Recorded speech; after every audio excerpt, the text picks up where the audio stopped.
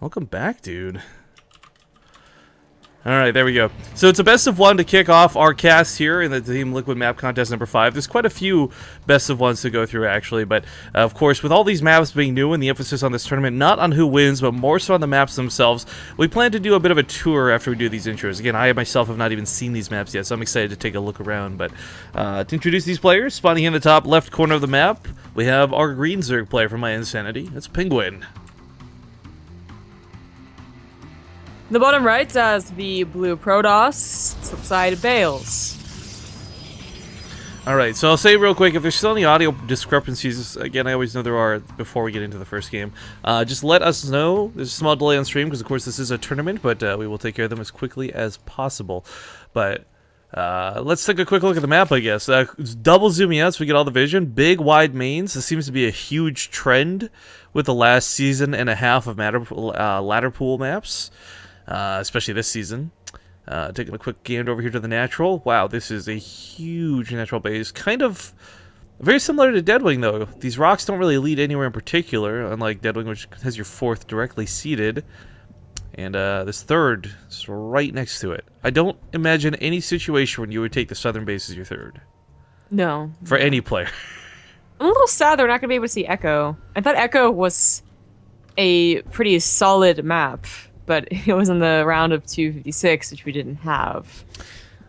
Oh well. Well, this is kind of cute out of PengWin to start off like this. As I mentioned, guys, with new maps tends to come a lot of cheese. There's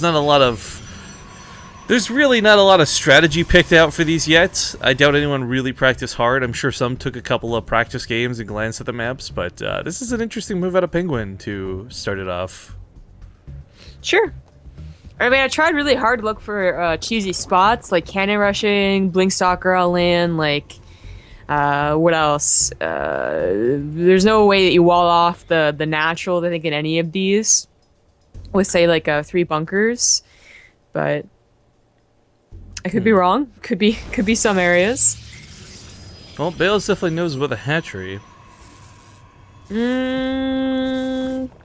Like, depending on how okay, yes, he does. He knows about the hatchery, but I'm looking at the pylon, right? This is one of the things that I looked at when I played on this map. Like, depending on how they wall this off, if they're gonna forge fast expand or actually just wall off in general, right? It might not be in range of the Nexus cannon. So I guess some good news for you. The finals will be starting off on Echo, by the way. So they will get to see Echo at some point today, cool. no matter what. Well, good. I was hoping they would put some type of system in there so that every map is actually seen. It's kind of lame otherwise.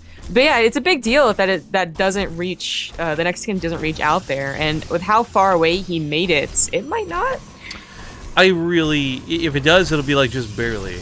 Right? Yeah. Which is so odd because I mean, I looked at it and I was like, well, if they do that, then no. But if they do it a very diagonal way, then yes, I think it would. So it's actually up to him to have fixed that, and hopefully it won't come into play here.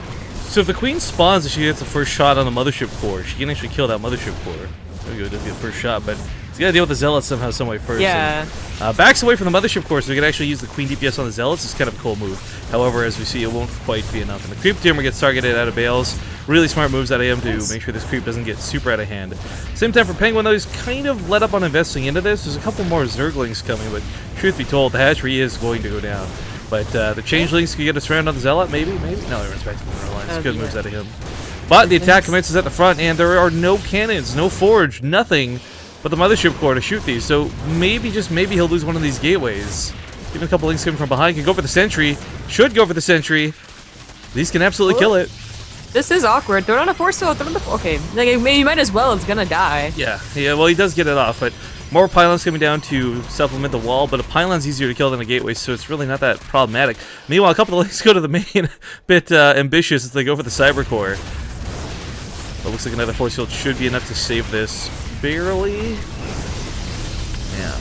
PengWin, though, honestly, getting quite a bit of damage done for this. It's a huge dedication out of him, of course, and his drone count certainly lacks. No natural base down just yet, but it's certainly thrown Bales for a bit of a loop. Yeah, that is true, but I do wonder how much it's worth it. He got the hatchery plus the drone. Then he got a queen that technically didn't do anything. The creep spread might have been worth it. Actually, probably would have been really worth it as there's no detection. Yeah, if you had been able to get that creep tumor down, I think that would have been fantastic. Sadly, that wasn't the case. And Bales knew precisely what to look for. I mean, Bales is a pretty smart player in the first place. I really doubted a tactic like this would have really worked too well anyways. I mean, he didn't overreact to it. He went for the wall down pretty quick instead of prioritizing pulling 7 probes. And now his follow-up consists of a decent amount of sentries. However, there are speedlings from PengWin barreling down the map, and these probably should not be outside of the wall like this. It's a little dangerous, yes.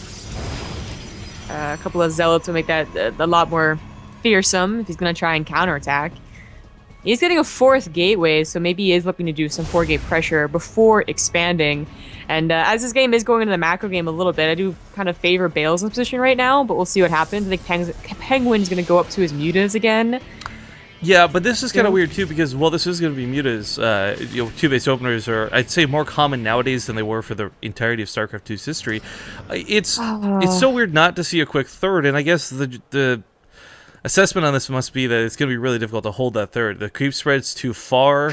The double ramps. It just seems like PengWin always does this versus Protoss. Like, he's the only person that's still like really 2-bases versus Protoss. The spine crawler's coming down. Oh, that's really paranoid.